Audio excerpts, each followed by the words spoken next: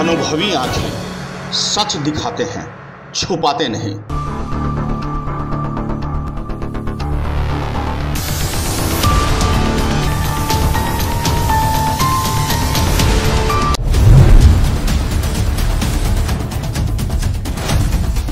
MPD चुनाव में Janata Dal United को वोट दें, तीर छाप को वोट दें, नीतीश कुमार जी को मजबूत करें।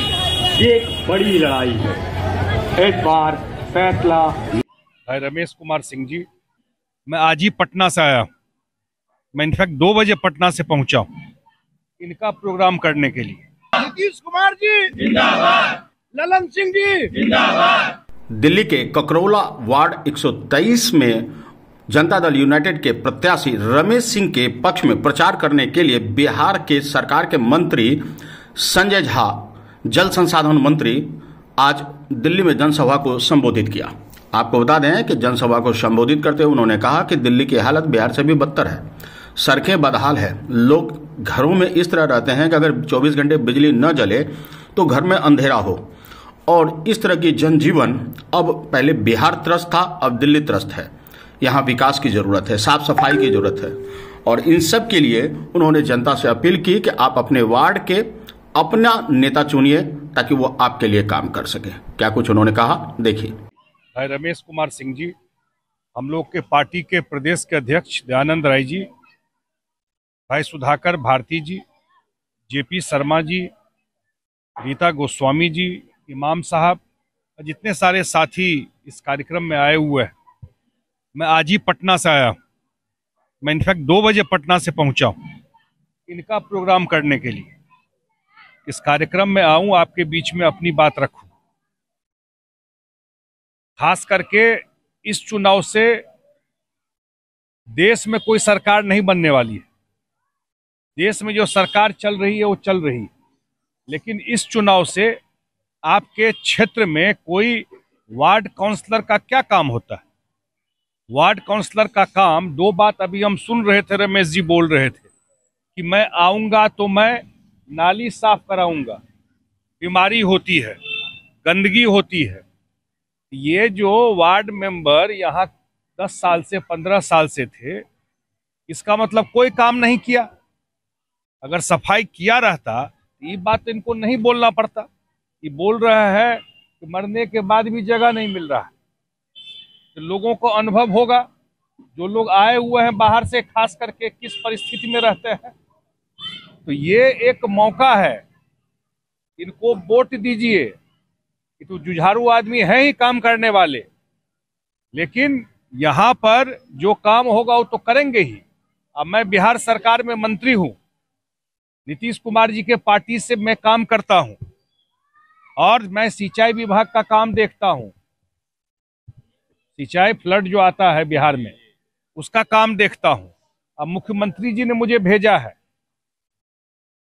कहने के लिए है दिल्ली, कि दिल्ली में रह रहे हैं, कम से कम जो बिहार के साथी है वो अपने गांव जाते होंगे तो ईमानदारी से दिल पे हाथ रख के बोलिए कि आपका गांव का रोड, आपका गांव का सफाई, आपके गांव का बिजली दिल्ली के कॉलोनी से अच्छा है कि नहीं है। बिल्कुल अच्छा है।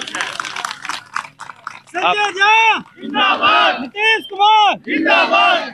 तो आप सोचिए, जिस बिहार पर लोग हंसते थे, हंसना किस पर चाहिए, दिल्ली के कॉलोनियों पर कि बिहार के ऊपर। दिल्ली के कॉलोनियों का जो हाल कर रखा है, इतना बड़ा बड़ा पार्टी सब है, तो क्यों नहीं दिल्ली के कॉलोनियों रहता कर। कौन है कॉलोनी में? कनॉट प्लेस नहीं ना है जी दिल्ली का कॉलोनी। 60-70% जो लोग रहते हैं, जो 50 गज 100 गज जमीन लेके रहते हैं, जो परिस्थिति है, इतने दिन से सरकार में लोग बैठे हुए हैं, काउंसलर है, एमएलए है, एमपी है, तो क्यों नहीं स्थिति ठीक हुआ। वोट तो आपका लेता है, आप ही के वोट से नेता बना हुआ है, आप ही के वोट से सरकार चला रहा है। और जब आपके काम की बात होती है, जब आपके अधिकार की बात होती है, उस समय जो लोग बिहार को मान लिए थे कि देश का सबसे पिछड़ा जगह है, आज मैं तो कह रहा हूं, जो बाहर के लोग हैं, मैं उनको तो नहीं कह सकता हूं उन्होंने नहीं देखा, लेकिन जो बिहार के लोग हैं, उनको मैं सिर्फ भाषण दे के चला जाऊंगा तो काहे विश्वास करेंगे? वो तो गांव आते जाते हैं ना, उनको तो पता है ना कि गांव की क्या स्थिति है।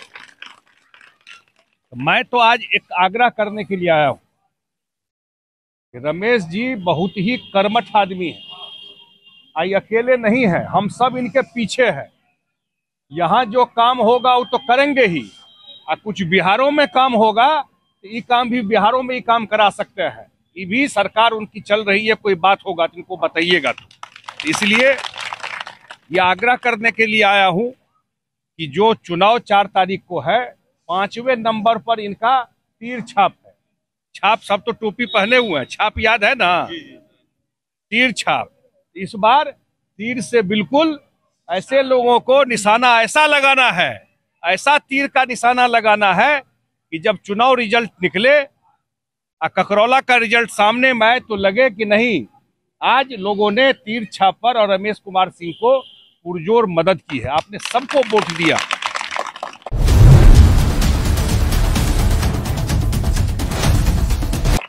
सबकी परिस्थिति बदली, आपके घर के, आपके परिवार के आदमी, एक मौका इनको भी दीजिए, एक चांस इनको भी दीजिए। और एक वार्ड का जो काउंसलर होता है उसका काम, मुझे लगता है कि विदेश नीति क्या होगा, फॉरेन पॉलिसी क्या होगा, लेकिन जो रोजमर्रा की समस्याएं हमारी है वो तो चाहिए ना कोई जिसको हाथ पकड़ के काम करा सके। इनको तो हाथों पकड़ के काम करवा सकता है ना, कि पकड़ के चलिए हमारा ये समस्या है, तो बोले कि बेटी की शादी भी होगी उसमें भी हम सहयोग करने का कोशिश करेंगे, आगे बढ़ करके बात करेंगे। और हम लोग भी दिल्ली में पढ़ने आए, कहाँ कोई चेंज देख रहे हैं। 60 मैं जाता हूँ संगम विहार, जाता हूँ बदरपुर, जाता हूँ किरारी, जाता हूँ बुरारी, रहने का जगह है। अंदर में जो घर है, दिन में बिजली नहीं जलाइए तो रोशनी नहीं आती।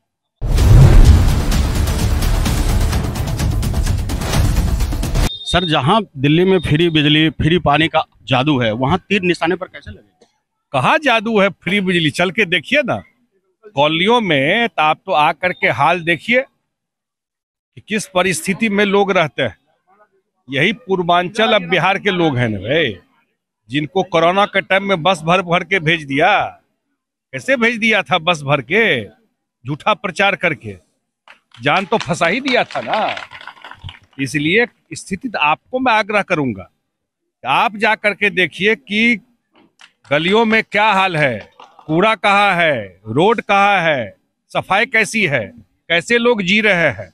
ये तो पत्रकार के नाते आपको भी रिपोर्टिंग करना चाहिए कि सारा वोट यहाँ से लेकर के सरकार बनाते हैं, सारा सत्ता इन लोगों का दिया हुआ है, और जब इनकी समस्या होती है, इनके काम की बात होती है, तो मक्खी की तरह उठाकर फेंक देते हैं, इनका काम नहीं करते। जैसा कि आपने सुना कि मंत्री जी ने स्पष्ट शब्दों में कहा है कि इस बार तीर निशाने पर लगेगी। अब देखना होगा कि 4 दिसंबर को पहले आप करें मतदान और बाद में करें जलपान, और 7 दिसंबर के जादू पिटारे से क्या कुछ सामने आता है। बने रहे हमारे साथ और देखते हैं, उनमें में आके दिखाते हैं सच, छुपाते नहीं।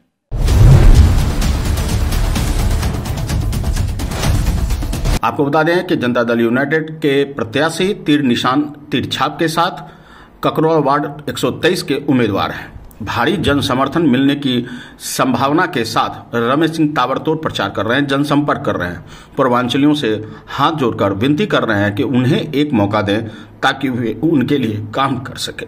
अब देखना होगा कि 4 दिसंबर को किस तरह जनता उन्हें अपना समर्थन देती है। अनुभवी आंखें सच दिखाते हैं, छुपाते नहीं।